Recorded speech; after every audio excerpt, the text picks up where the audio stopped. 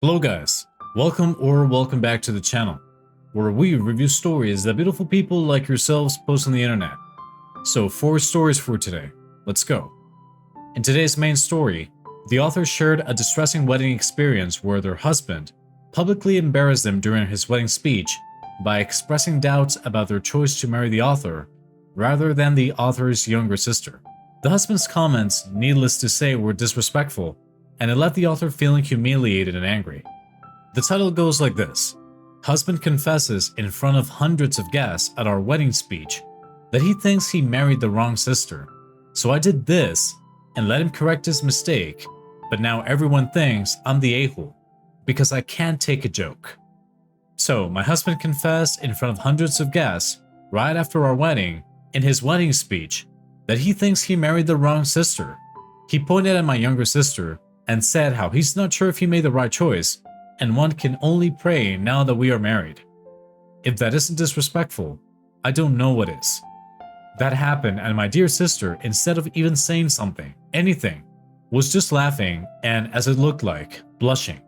Everyone else took it like a joke, while I was just sitting there, trying to understand if this was funny. There was already a lot of anger inside me because of certain things my sister did, and I'm in a full mood to vent about it all.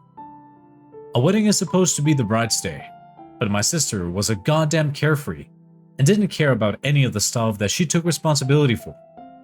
From day one, my sister has been no help, and she and my fiancé have always been great friends, which turned into a nightmare for me instead. They would always have so many inside jokes that I felt like an outsider. Even when we used to have arguments, he would involve my sister, much to my dismay. I didn't like anyone else speaking between us, even if that was my own sister. And every time I fought with her, my fiancé would jump in to support her, and together, they would make me feel like some crazy person who overreacted all the time. It was so emotionally exhaustive. This was irregular, and with me being heavily dependent on them for everything, considering I was a social wreck, I endured it.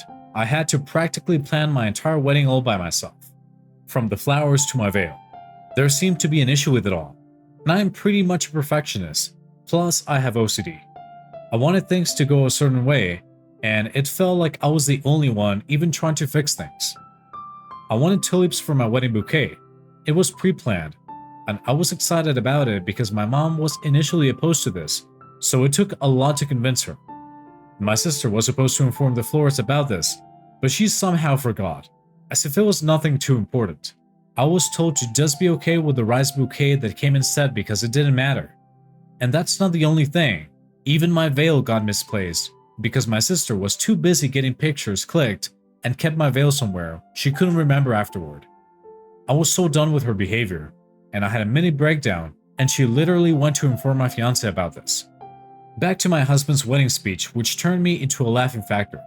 My husband went on to say how I have zero sense of humor, and I'm a stress ball who is always worrying about everything and ordering people to do things. I was getting angrier by the minute. I felt like I had had enough, and stood up and threw off the champagne glass near me. Everyone was still, as I called my lawyer and loudly asked him to do whatever procedure is required to end our marriage, which happened around 40 minutes ago. Everyone was dead silent when my husband suddenly started laughing and hysterically said that this is exactly why he was saying those things. He explained that he was only joking, but now that I did this, he was not surprised. I simply told him that I was doing him a favor by allowing him to rectify his mistake and marry the better sister. To this, everyone gasped as my sister stood up as well and rushed to me, saying that I was misunderstanding them.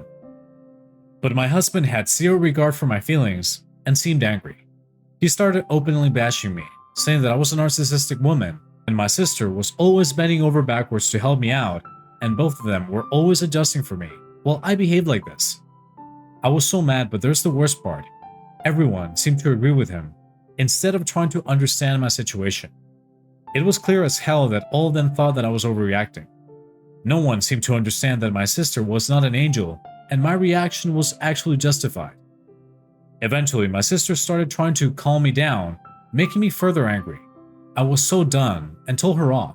I told her that she was an ungrateful brat who never acknowledged me. She was into modeling, but who helped her get into it? Me. I had contacts, and she never thought of acknowledging me once. She had a carefree attitude about everything, and it caused so much mess in my life. But she didn't care and made it look like it was my fault. My sister got angry as well and diverted the topic by asking me if I was jealous of her success and if that was what all this was about, which it wasn't. She said that she had no idea why my husband said those things, but she has no interest in marrying him. All three of us were arguing on the stage, but I was blamed because apparently I started it all. My husband started spewing so much venom, like he went on and on about how he was done and called me a dramatic and selfish woman. Honestly, if anything was left in my heart, that was scrunched out as well. He asked me if I was willing to apologize for it all, but why would I apologize? I was so done. All of us were so done. And I couldn't take those judgmental eyes on me anymore, so I ran away. I left the altar and drove away. Do you guys also think that it's my fault? I understand that I can sound pretty messed up, but I had to plan my entire wedding while trying to be okay with the constant commentary of my husband and the neglectful attitude of my sister. Geez, all my therapists in the comments, calm down. Yes, I did decide to run away from the altar and it's been 5 days already. Let's talk about my wedding day. Once I reached back home, I was bombarded with several texts and calls, and I did not want to deal with them, so I just switched my phone off and decided to take a break from everything. My sister rushed after me and was at the door, but I did not let her in. I begged her to just leave me alone because I was not able to deal with so much at that moment. After that, I got pretty wasted and had the worst breakdown of my life. So yeah, that happened. Anyway, 2 days later, I finally checked my phone and there was nothing new except for the same old things. My husband sent angry messages again and again, while my sister was trying to apologize for God knows what now. I am trying to distance myself from everything for the time being, and I am only active anonymously over Reddit. Alright guys, so I had a long debate with my husband, and I decided that after everything that took place, there was no chance for us to ever go forward with this marriage, so the best decision would be to simply call it off. The one thing that is annoying me a lot is like, everyone is supporting my husband and blaming me for being a hothead. I don't understand why no one can see what is happening. Even my parents are mad at me. And it's not fine because if I had any fault, my husband was equally at fault as well, if not more.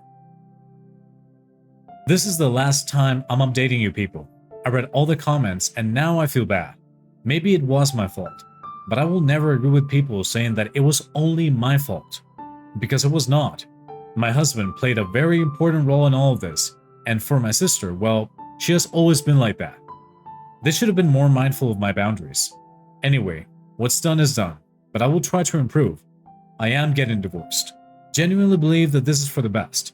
I don't know what the future holds for me, but I will try to work on myself. Thanks for your time. You're the a-hole. I can't believe how entitled you are. I hardly close such people over red, but well, here we go. Whatever you did was absolutely not okay. If you did not like your husband's joke, again, I am not defending him, because he did some weird things as well. But if you did not like it, the least you could do is at least tell him once before taking matters in your own hands and smashing things. I feel like you don't even care about the fact that there are so many people out there when you start bad-mouthing everyone. Not cool. ESH, I have seen a few comments talking about how it is your fault, but I think it is everyone's fault. You are definitely at fault here, and no one can save you from that label. But the things that your husband said along with your sister's reaction were very weird, considering you already have OCD. Joking about your wife like that in front of everyone and comparing her to her own sister is a terrible thing, and for one to be so neglectful that you misplace the veil or forgetting to order the correct flowers. My goodness, everyone sucks. Why would your own sister behave like that? It all sounds so sus to me. And your husband, well, I don't even know what to think of this. Your last update is a good response. Don't feel bad. Everyone makes mistakes. It's important that we learn something from it and don't repeat it. Alright, let's get into our next story. Long story short, my husband Sean, 39 male, and I, 37 male, are very close to our nieces and nephews. A year ago, our niece Cassie, 23 female, on Sean's side got engaged while attending university across the country. We were overjoyed to learn of this, and we're looking forward to meeting the young man she'd met, but that was going to have to wait until the wedding, as myself and Sean run a business together, and although we do travel quite a lot for it, Perth isn't one of the places where we trade, so we haven't seen her in person for quite some time, but have stayed in touch. About 6 months ago, we received the wedding invitation, and it requested RSVP ASAP. Cassie used to practically live with us before she moved, so we're very close, and we confirmed that we were coming.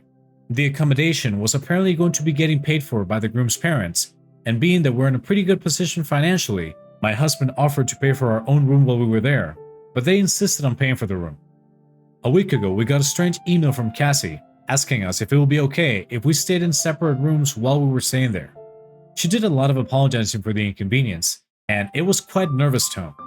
Sean was annoyed by the request, and being that we had a lot on our plate with the business, he closed the email after reading it out to me. Later on that evening, we got another email from Cassie asking if we had time to read her message just before she began calling our home phone. Sean put the call on speakerphone, and Cassie explained to us that her fiancé and his parents are Catholic, that they don't recognize gay relationships or marriages, and were not prepared to pay for a room to contain 2 men, as they felt that that would be encouraging something that they don't agree with. Sean was annoyed, but he held his temper and told her that it was fine. We'd just pay for our own room as we'd offered to originally, but Cassie insisted that we do not do that we just stay in separate rooms to avoid any dramas for her. And then she went on to tell us that we'd been seated at opposite tables for the reception and that her fiancé had requested that we not be in any photos standing together and avoid mentioning our relationship to any of his family. Sean lost his temper at this point and told Cassie that we would not be attending the wedding if that was the case, and hung up on her, and we've been bombarded with messages and calls from Sean's brothers and sisters telling us that Cassie is devastated and heartbroken, and that if we were not to attend, it would ruin the event for her, that we're being overdramatic, and that it's just a couple of days of pretending not to be in a relationship for the sake of Cassie's future marriage, and it started to make me feel like we should just reconsider and go despite how insulting this whole thing feels. Would I be the a-hole if I stand strong on our decision not to attend? So let's be sure we have this correct. 1. You can't stay in a room together that groom's parent paid for because you're gay. 2. You can't stay in a room together that you pay for because you're gay. 3. You can't sit or eat next to each other because you're gay. 4. You can't even be on the same side of the banquet hall together because you're gay. 5. You can't be in any pictures because you're gay. 6. Not going because 1, 2, 3, 4, and 5 means you're causing drama? Cassie is willing to cater to bigots and hurting you in the process in order to have a wedding. 10 homophobes, table, yada yada. Not the a-hole, but your niece and her groom and his family, flaming, flapping sphincters. Not the a-hole. Cassie needs to see the wider implication of what she's reporting here. She's very young, but still old enough to learn that by passively standing aside to her in-laws' homophobia, she's actually taking a very clear side. What she's asking is appalling. I give her the benefit of the doubt because she's young, but this is something she needs to stand strong on.